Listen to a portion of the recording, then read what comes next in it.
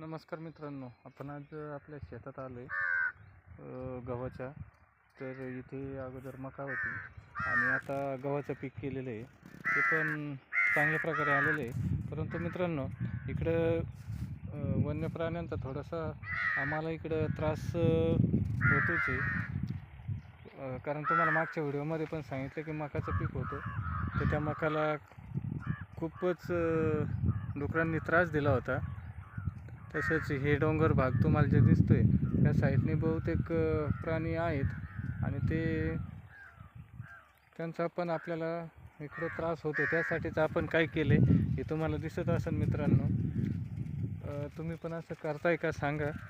आपण ही पट्टी लावली कारण ही पट्टी जे वाऱ्याने हलत असते नाही का, तर मग ही पट्टी हल्ल्यावर आणि हे चमक पण असते याला, तसे त्याचा एक प्रकारे एक आवाज पण निघत असतो नाही का.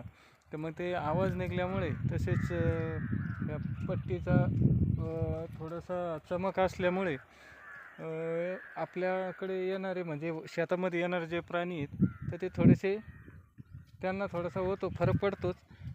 आणि नाही म्हटलं तरी त्रास तर होतोच आहे आम्हाला, पण ठीक आहे की अशा काही गोष्टी करून थोडंफार तरी त्याचा बचाव करता येतो आहे मित्रांनो.